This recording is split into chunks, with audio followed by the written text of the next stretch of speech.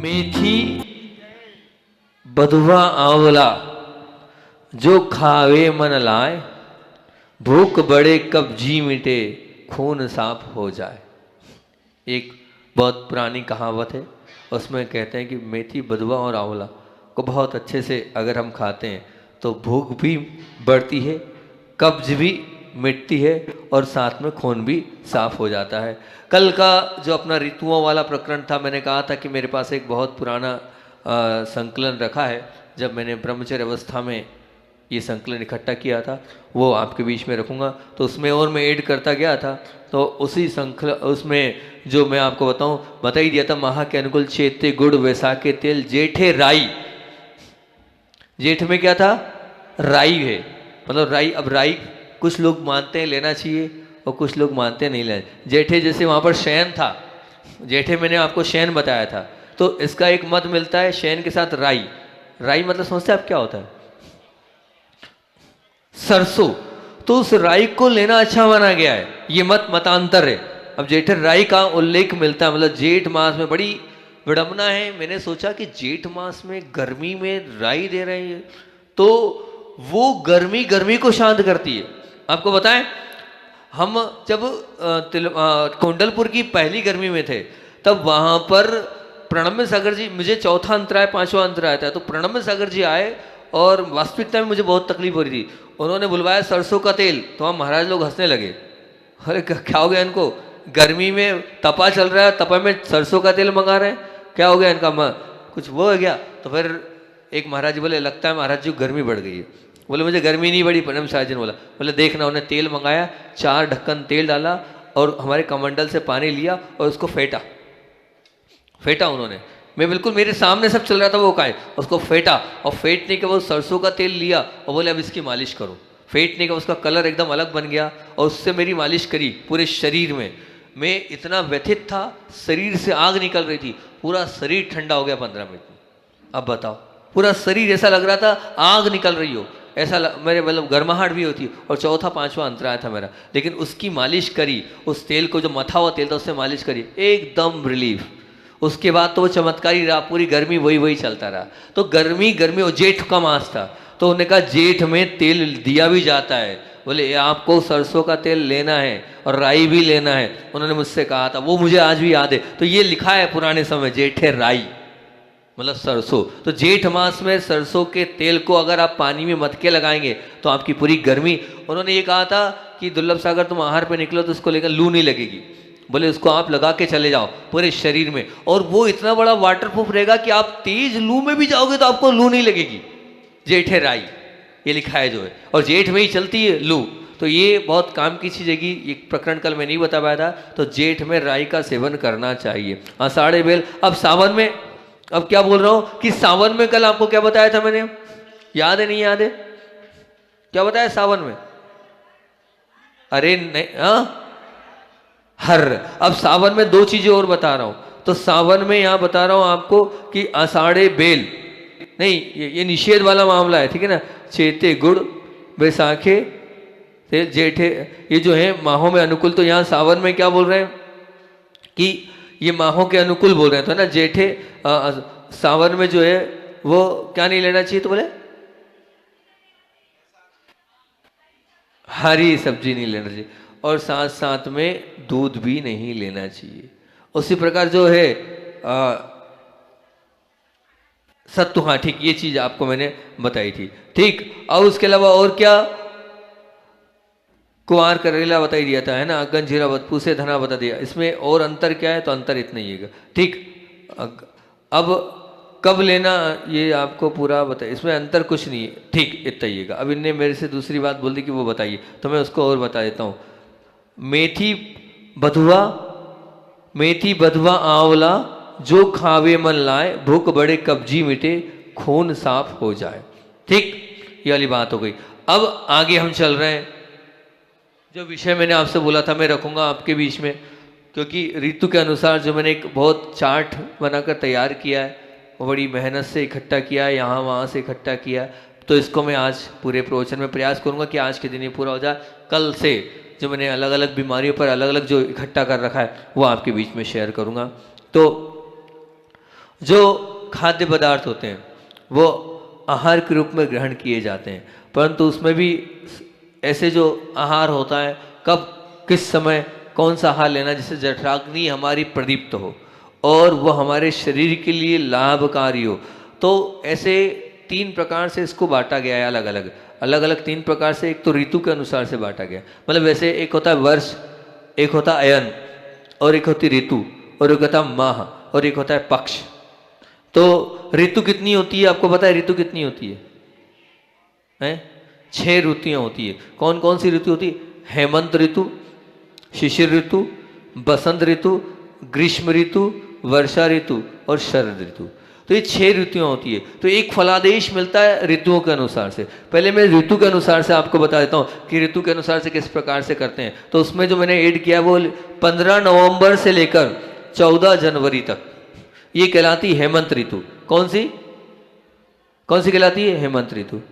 कौन सी कहलाती है भैया? या तो उसको बंद कर दो, हम प्रवचन बंद कर देते हैं, दोनों में से एक काम कुछ भी कर लें।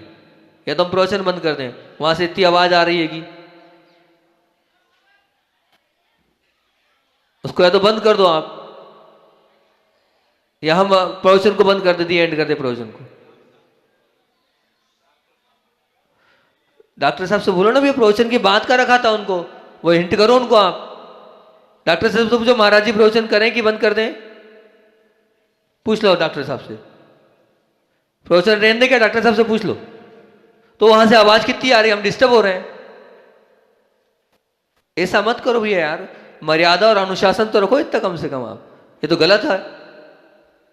हाँ, तो क्या हो रहा है, हम क्या बता रहे हैं आपको कि 3 ऋतु होती है, हेमंत ऋतु, शिशिर ऋतु, ये 6 ऋतु होती है। तो उसमें 15 नवंबर से 14 जनवरी तक कौन सी ऋतु होती है?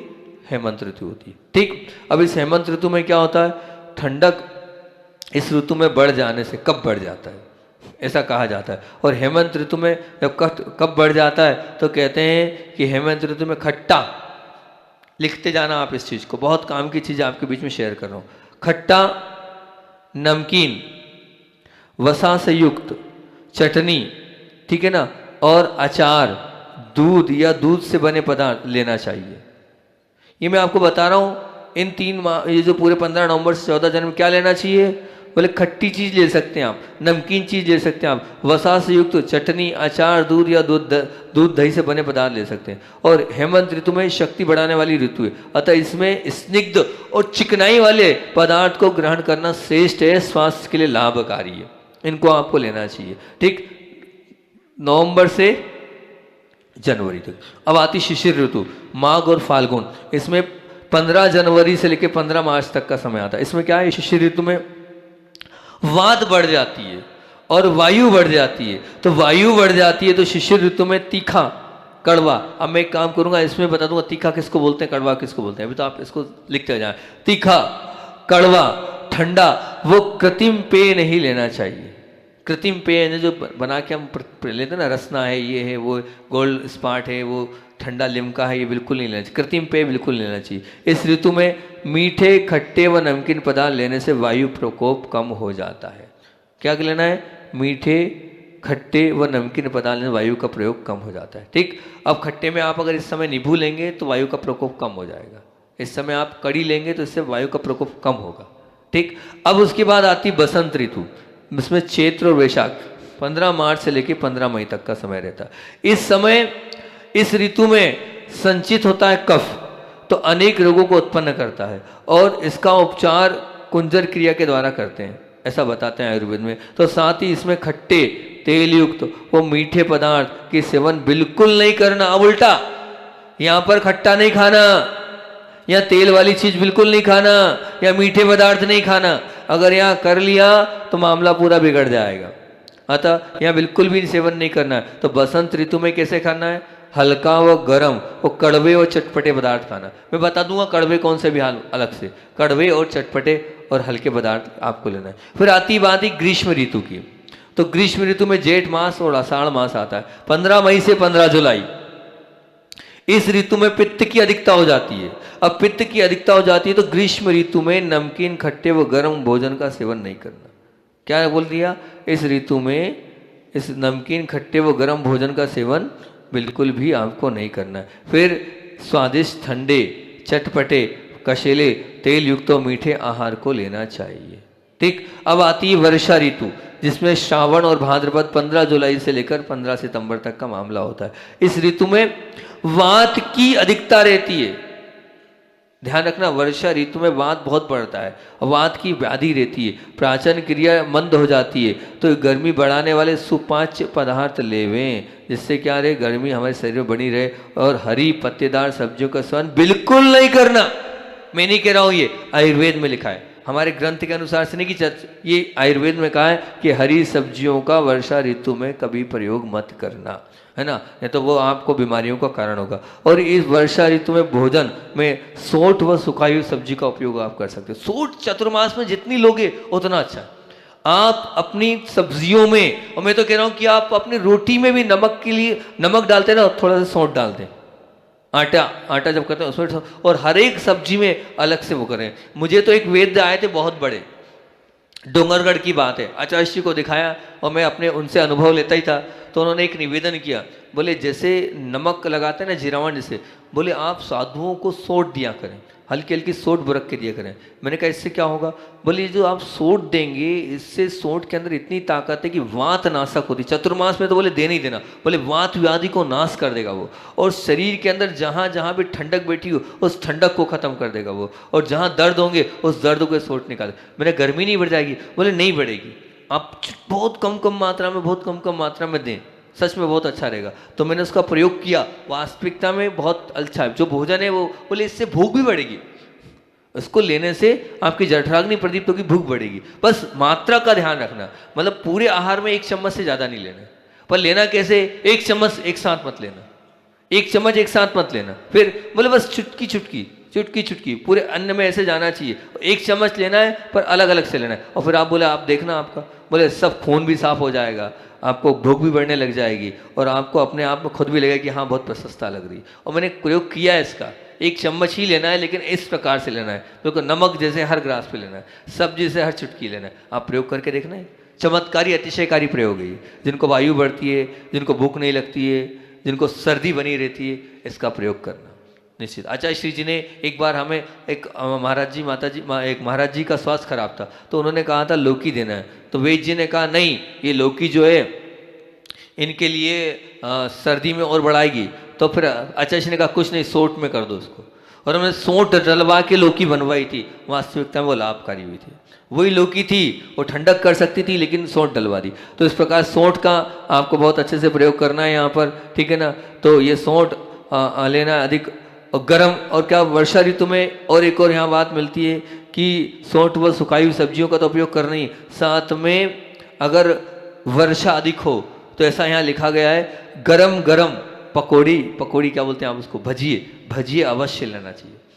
गरम गरम भजी आप लेंगे और स्वास्थ्य के लिए लाभ, स्वाद के लिए नहीं, स्वास्थ्य के लिए लाभकारी हो। मैंने देखा है कि जब पानी जब गिरता है तो घर में पकौड़े बनते हैं, तो कोई ना कोई होगा घर में, देखा मैंने कि उस वक्त तो बोलते हैं आज तो पकौड़ी बनाओ, मतलब भजिए बनाओ, और मिर्ची के भजिए, गिलकी के भजिए, अलग अलग भजिए, तो खाना चाहिए। ये आयुर्वेद भी बोल रहा है, जब पानी ज़्यादा गिरता उस समय वो अंदर हमारे शरीर में पानी बढ़ जाता है, पानी बढ़ जाएगा तो फिर और बीमारी होगी, तो वो पानी सोख लेता है वो भजिया। यहाँ तक कि संग में किसी को सर्दी हो जाती थी तो बोले एक काम करो भजिए चला दो, सर्दी को सोख लेगा वो। ये तरीके बोले भजिए चला दो इनको, बेसन के भजिए चला दो तो वो पूरी सर्दी पचा जाएगी, वो कब पूरा पचा जाएगा। तो ये सब कुछ चीज़ें हैं, इनको आप गोली के चक्कर में क्यों पड़ रहे हो? अपने आहार को औषधि बनाओ ना। वो गोली तो न जाने 4 साइड इफेक्ट करेगी, लेकिन वो आपने पकौड़ी क्या बोलते हैं, भजिया जो भी बोलते हैं वो ले लिया, हाँ वो ले लोगे तो बहुत अच्छी बात रहेगी। तो यहाँ पर ये कहना है कि 90% दर्द वात के कारण होते हैं, और गर्म और चिकनाई से वात शमन होता है। तो आप यहाँ पर जो है गर्म चीज़ें, ठंडा मत खाना चतुर्मास में ठंडा मत खाना। ठंडी चीज़ खाओगे वात बढ़ेगी, ठंडी चीज़ खाओगे वात, तो गर्म खाना। और चिकनाई जितनी खाओगे उतना वात समान होगा। तो आपको चतुर्मास में चिकनाई युक्त खाना चाहिए, वर्षा ऋतु में चिकनाई युक्त खाना चाहिए, और गर्म जो है वो खाना चाहिए, इससे वात शमन होता है। फिर आती बात शरद ऋतु की। शरद ऋतु अश्विन और कार्तिक मास कहलाता है। 15 सितंबर से लेकर 15 नवंबर तक ये कहलाता है। इस ऋतु में पित्त की अधिकता रहती है। इस समय पित्त इतना इतना ज़्यादा बढ़ जाता है, आप मानेंगे महाराज सितंबर, हाँ भैया सितंबर अक्टूबर और नवंबर अभी पित्त बढ़ता है, और अभी कोई बीमारी घर कर गई तो जिंदगी भर करती। पित्त को संभालना है, क्योंकि इसी समय जो होता है वो होता है कौन सा मास, कौन सा मास होता है पता है सबसे खतरनाक है?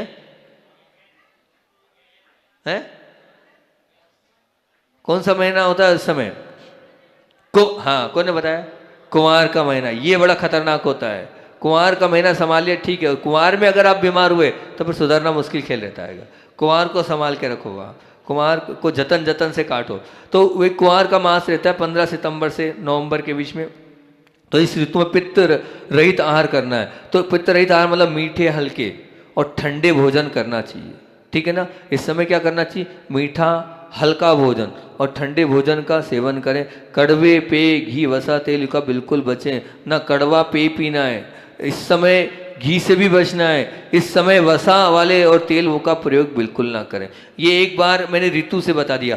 अब मैं और डिटेल कर रहा हूं इसकी, इसको बहुत ध्यान से सुनना, लिख लेना।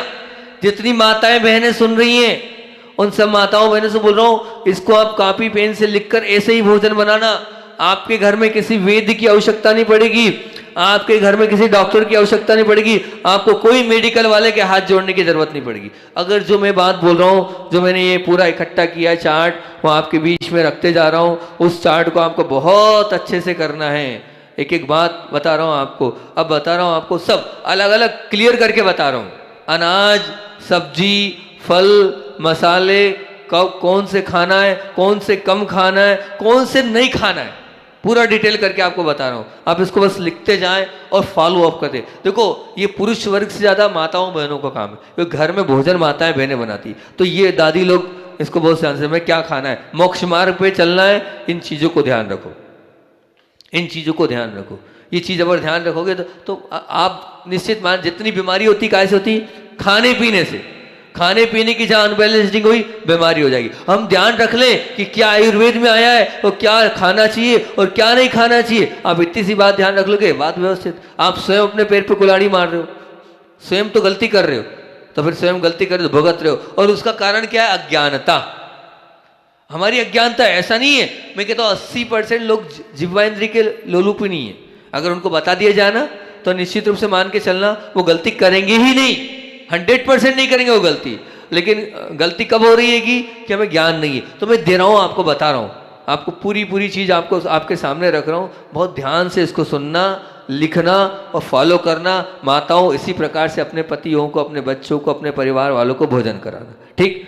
सबसे पहले आता है चैत्र मास। कल मैंने चैत्र मास का आपको बताया था। चैत्र मास कौन सा होता है, कब होता है चैत्र मास, कब स्टार्ट होता है? जब महावीर जयंती का समय होता है, उस समय पूरा एक माह होता है। उस एक माह में क्या खाएं? सबसे पहले अनाज बताता हूं कि इस महीने में कौन कौन सा अनाज खाना चाहिए।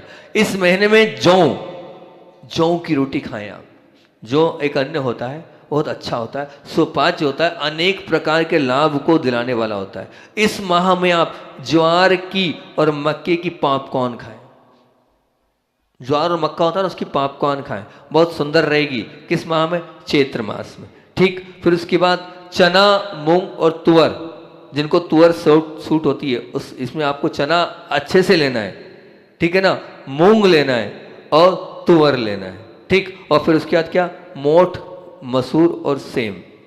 ये मोठ भी इस माह में ले सकते हैं, मसूर भी ले सकते हैं और सेम भी इस माह में ले सकते हैं, ठीक। ये हो गया अनाज। इस माह में सब्जी कौन सी खाएं? इस माह में सब्जी कौन सी खाएं? तो इस माह में आप अगर सहजन की फली, इसको क्या बोलते हैं आप? सहजन भी बोलते हैं और कुछ बोलते हैं मुनगा। जितनी सब्जी खा सकते हैं खा लें। ये सहजन की फली, इसमें आपको इसका आपको क्या बोलते हैं उसको, वो बनता है ना जूस टाइप से बनता है, उसको क्या बोलते हैं आप? सूप। Very good. आप सूप इसको बहुत अच्छे से ले सकते हैं। सहजन की फली, ग्वार फली इस समय आप खा सकते हैं। लौकी लेना ही है। ककड़ी चतुर्मास में 3 काल में मत लेना, लेकिन ककड़ी इस समय छोड़ना मत।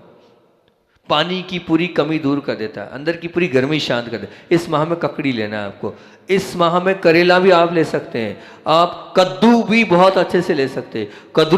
कुदरू बोलते हैं उसको, टिंडोली, कुदरू कुदरू भी बोलते हैं, आप वो भी टिंडोली भी ले सकते हैं। और जो, हालांकि ये मेरा मैटर नहीं, मुझे बोलना भी नहीं चाहिए, लेकिन फिर भी बोल रहा हूँ कि भिंडी आया है, साधु को नहीं खिलाना। हाँ खैर बहुत सारे महाराज खाते भी, सेम एक सेम होती वो।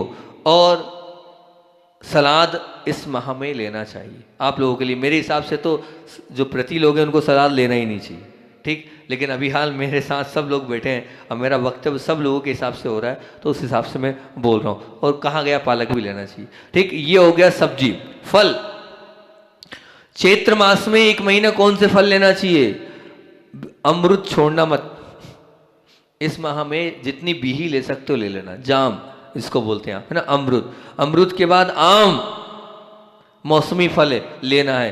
बेल लेना है, संतरा लेना है, मौसम्बी, सफेद अनार, अंगूर, सेब, आंवला और नारियल, ये आपको लेना ही लेना है। ये हो गए फल में। मसाले कौन कौन से लेना, बिल्कुल एकदम डिटेल्स में आपको खोल खोल के पूरा बता रहा हूं कि मसाले कौन से लेना है। तो बोल रहे हैं मसालों में कौन कौन से लेना है? तो बोले मसालों में क्या?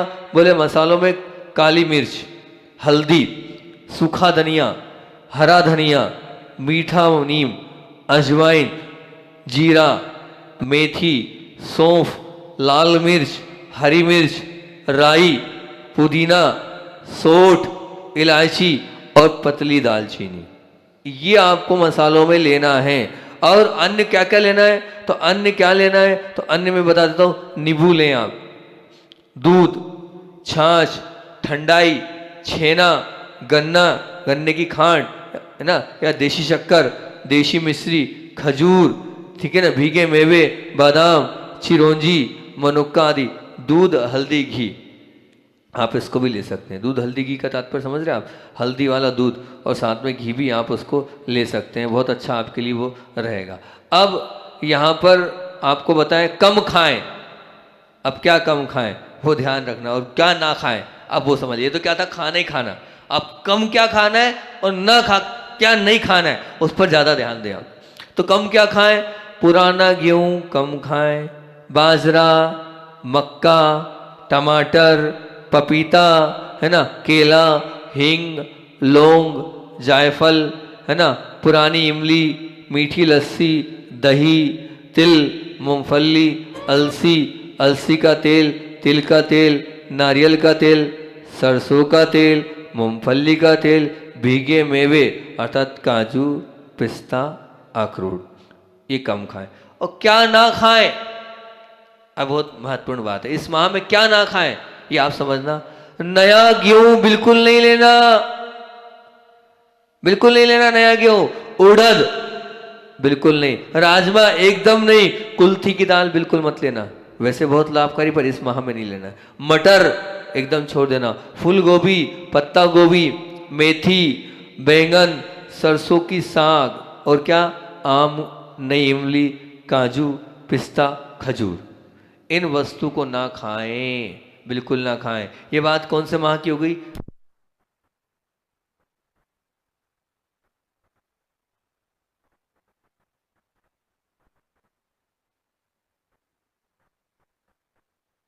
देखो मैं आपको इतनी मेहनत करके चीज बता रहा हूं, आपको कहीं नहीं मिलने वाली इतनी डिटेल्स जो आपको दे रहा हूं।